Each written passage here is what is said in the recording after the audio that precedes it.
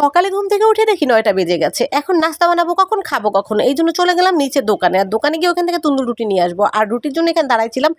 এই লোকটা যে কি তাড়াতাড়ি রুটি বানাচ্ছিল দেখে আমি ওনার হাতের দিকে অনেকক্ষণ তাকাইছিলাম। যাই হোক, কোনো ব্যাপার না, এটা তার কাজ, তাই সে তাড়াতাড়ি করতে পারে। আমি এখান থেকে রুটি নিয়ে চলে আসলাম সবজির দোকানে। এখান থেকে টুকটাক কিছু সবজি কিনবো, যদিও আমি আজকে কোনো সবজি টবজি নিবো না, কারণ আমার আজকে সবজি রান্না করার কোনো মন মানসিকতা নাই। কারণ আজকে সবজি আমি রান্না করবো না, তারপর কাঁচামরিচ ধনিয়া পাতা যা যা লাগে শীতকালে এগুলো নিয়ে নিবো। কিন্তু এখন একটা জিনিস খেয়াল করতেছি, ওই যে এতদিন সবজি কিনছি অনেক অনেক দাম দিয়ে, এখন কিন্তু সবজির দাম তার থেকে অনেকটাই কম, কারণ শীতকালে এসে গেছে, এখন অনেক অনেক সবজি উঠবে, এই জন্য সবজির দাম একটু কম থাকবে, এটাই স্বাভাবিক। তারপর বাসায় আসার সময় দেখি এখানে এক আঙ্কেল মাছ বিক্রি করতেছিল। তো আমি 2 জায়গা থেকে 2 কেজি মাছ নিয়ে আসছিলাম। এই মাছটা একটু নরম হয়ে গেছিলো, তারপর সমস্যা নেই, এটা সাগরের মাছ, নরম হলেও ওইভাবে খারাপ লাগে না। এই মাছটা অনেক বেশি কাটা থাকে, তারপর আমার কেন জানি এই মাছটা খেতে ভালো লাগে। যদিও আজকে এই মাছটা রান্না করবো না, মাছগুলো কুটে ধুয়ে পরিষ্কার করে রেখে দিলাম। আর এইখানে রান্না করবো আজকে পাঙাশ মাছ, কারণ আমি বাইরে যাওয়ার আগে পাঙাশ মাছটা ভিজাই রেখে গেছিলাম। তো এসে এগুলোটাই সুন্দর করে এখানে করে ভেজে নিছি। তো আমার কাছে কি পাঙাশ মাছটা খেতে ভালোই লাগে। এখন কার কাছে কেমন লাগে এটা কোনো কথা না, এক একজন খায় না। আমার ফ্যামিলির অনেক মানুষ পাঙাশ মাছ খায় না, তারা পাঙাশ মাছ দেখলেও জানি কেমন করে, কিন্তু আমার কাছে পাঙাশ মাছটা বরাবরই অনেক বেশি ভালো লাগে। আর এখানে দিছিলাম ডাল। ডালটা আমার আগে খাইতে একদম ভালো লাগতো না, কিন্তু বেশ কিছুদিন ধরে ডাল ছাড়া আমার ভাত খাইতে ভালো লাগে না। তো আমি মোটামুটি ডালটা আর কি রান্না করি এখন, প্রতিদিনই রান্নার তালিকায় সবজি থাকুক বা মাছ থাকুক বা মাংস থাকুক, একটু সাইডে ডাল রাখার চেষ্টা করি, কারণ ডালটা এখন খেতে আমার অনেক বেশি ভালো লাগে। যাই হোক, তারপর আমি আলু দিয়ে মাছটা রান্না করবো দেখে আলুটা এখানে সুন্দর করে কষাই নিয়েছিলাম।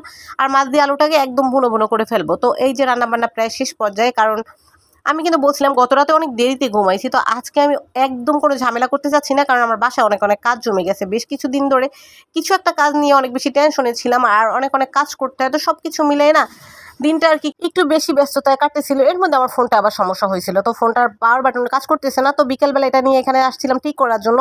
তো এই ভাইয়াটাকে দেখাইলাম, উনি বলে এটা বেশি সমস্যা না, আপনি বসেন, 150 টাকার কাজ এখনই করে দিব।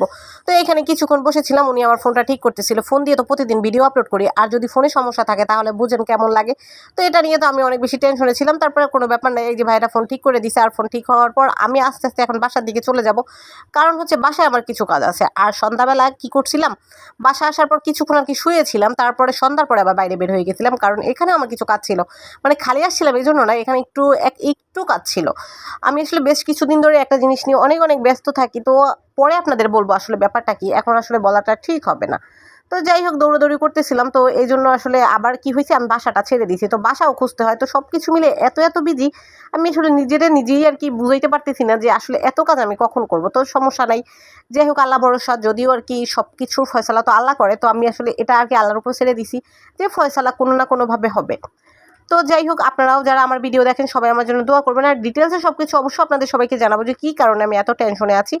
তো সবাই ভালো থাকবেন, আমার জন্য দোয়া করবেন। আল্লাহ হাফেজ, টাটা। আজকের ভিডিওটা আর বড় করতে চাচ্ছি না।